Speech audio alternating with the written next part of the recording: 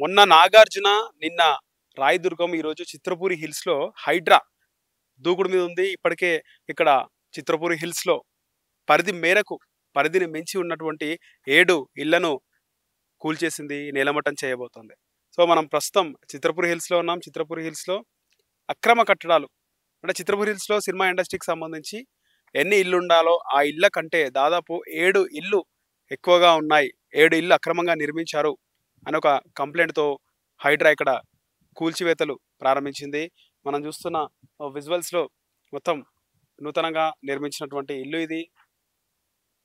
Cinema పరిశ్రమకు సంబంధించి cinema పరిశ్రమలో పనిచేస్తున్న టెక్నీషియన్లు, నటీనటులు ఒకసారి ఇల్లు చూస్తే మొత్తం కూడా ఇల్లుని కూల్చడం, నూతనంగా నిర్మించిన ఇల్లుగా కనబడుతుంది. సో, లోపట ఫినిషింగ్ కూడా అయిపోయింది. డోర్లు మనం చూస్తున్నాం, విరిగిపోయిన డోర్లని. సో, డ్రైనేజ్ పైప్ లైను, అలాగే వాటర్‌కి సంబంధించి తాగునీటి, అలాగే వాడుకునే వాటర్‌కి సంబంధించిన పైప్ లైన్ కనెక్షన్‌లు నూతనంగా నిర్మించిన దృశ్యాలను మనం చూస్తున్నాము. ఇక్కడ మొత్తం కూడా కూల్చడం కూడా జరిగిపోయింది. దీనికి సంబంధించి ఒకసారి ముందు వైపు ఒక ఇల్లు, అలాగే మనకి విజువల్స్‌లో చూస్తే వెనక వైపు కూడా ఒక ఇల్లు ఉంది. మొత్తం కూడా ఇక్కడి నుంచి మొత్తం అక్కడి వరకు కూడా కూల్చడం, ముందు వైపు ఉన్నటువంటి ఒక ఇల్లుని, అలాగే వెనక వైపు ఉన్నటువంటి మరొక ఇల్లుని కూడా సిబ్బంది కూల్చేశారు.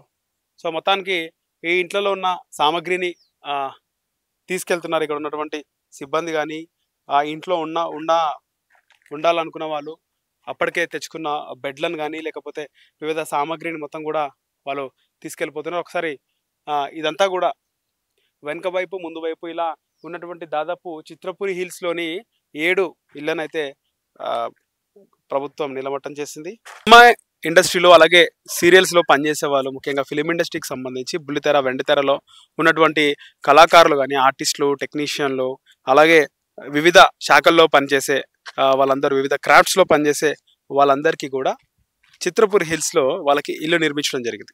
దాదాపు ఇది ఇప్పుడు కాదు, 20 ఇయర్స్ బ్యాకే ప్రభాకర్ రెడ్డి గారి చొరవతో అప్పుడున్నటువంటి ముఖ్యమంత్రి కోట్ల విజయభాస్కర్ రెడ్డి వాళ్ళ టైంలో ప్రభాకర్ రెడ్డి గారు మాట్లాడి దాదాపు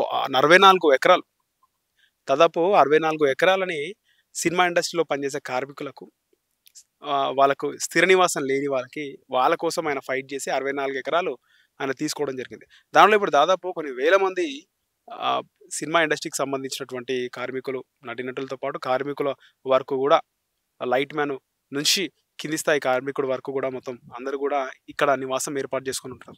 కాకపోతే ఈ చిత్రపూరి హిల్స్‌లో ఇది ఒక భాగం. మనకు అక్కడ కనబడుతున్నవన్నీ కూడా పెద్ద పెద్ద బిల్డింగ్‌లన్నీ కూడా చిత్రపూరి హిల్స్ పెద్ద టవర్స్ అవన్నీ. అవి 4 టవర్స్ ఉంటాయి చిత్రపూరి హిల్స్‌కి సంబంధించి.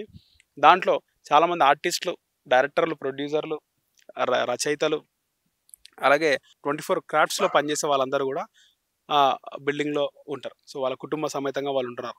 సో, ఇక్కడ ఈ ఒక ప్లేస్‌కి సంబంధించి ఇక్కడ పక్కన బఫర్ జోన్ ఉంది. ఆ బఫర్ జోన్‌ని ఆనుకొని ఉన్నటువంటి ప్లేస్‌లో ఒక 260కి పైగా ఇళ్ళున్నాయి. దాంట్లో అన్ని కూడా చాలామంది ఉంటున్నారు. కాకపోతే ఈ ఇళ్లల్లో 260కి పైన ఉన్నటువంటి ఈ ఇళ్లల్లో ఒక 7 ఇళ్ళు వరకు కూడా అక్రమంగా నిర్మించారు అని తెలుస్తుంది. దాంట్లో నిర్మించిందే మనకు వెనకాల కనిపిస్తున్నటువంటి ఇల్లు చూసారు కదా. మొత్తం కూడా G+1 ఉంది. పైన ఒక పెంట్ హౌస్ రూమ్ కూడా వేసుకోవడం జరిగింది.